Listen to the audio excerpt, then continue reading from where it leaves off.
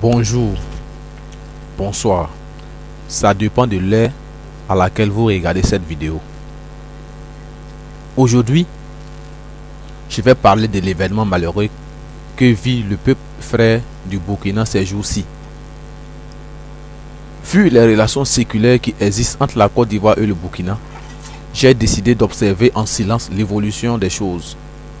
Compte tenu des interprétations que font les uns et les autres, j'ai enfin voulu mettre fin à ce silence blessant.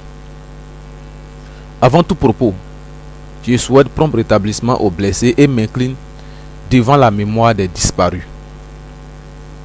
Par la suite, faire un rappel aux gens qui ont la mémoire courte, ou du moins qui n'ont jamais voyagé, que pendant notre période de crise, le peuple burkinabé est resté solide, nous est resté solidaire. Même celui qui est en détresse aujourd'hui, en l'occurrence le président Blaise.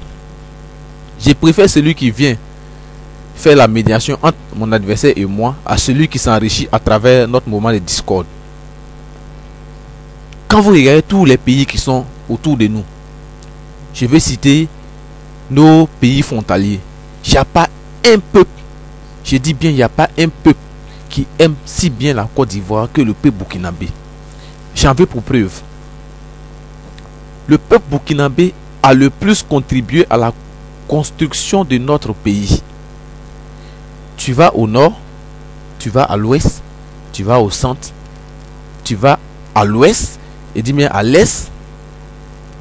Le peuple burkinabé est le peuple qui travaille en majorité dans nos champs de café et cacao. C'est le peuple qui ne trie pas le travail. Même si le travail est dur, comment il est dedans, il nous a aidés. Donc pour moi, le plus important, lorsque ce peuple traverse un moment de difficulté, il faut quand même soutenir ce peuple. Ne pas envoyer des propos blessants à l'encontre de ce peuple. Et puis, je vous dis, notre hymne national stipule Côte d'Ivoire, terre d'hospitalité. Attends, est-ce que vous... Hospitalité là, est-ce que vous connaissez le fond de l'hospitalité? L'hospitalité, ça veut dire nous sommes accueillants. Quelqu'un qui a des problèmes dans son pays et du coup, tout va chez nous et vous voulez qu'on le chasse, qu'on chasse cette personne. Attends, vous voulez que le monde entier ait quelle image de nous les Ivoiriens?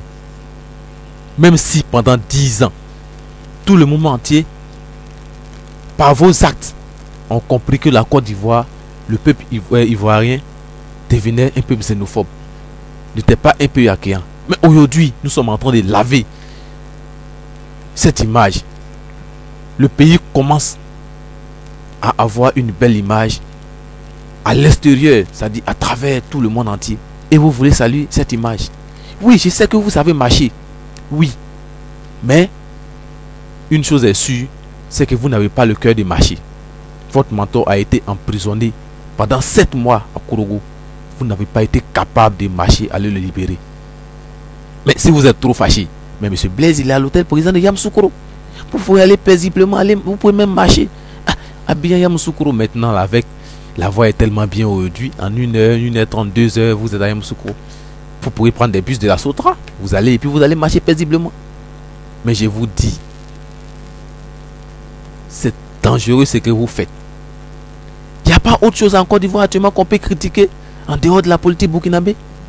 Tu te réveilles matin, tu vois, non, la Côte d'Ivoire aujourd'hui a 2 présidents. Un est installé à Abidjan, l'autre est installé à Yamoussoukro. La Côte d'Ivoire est dirigée par les Burkinabés. Je vous dis, arrêtez ce genre de propos. Arrêtez ce genre de propos. Barack Obama, il est président des États-Unis. Vous connaissez ses origines.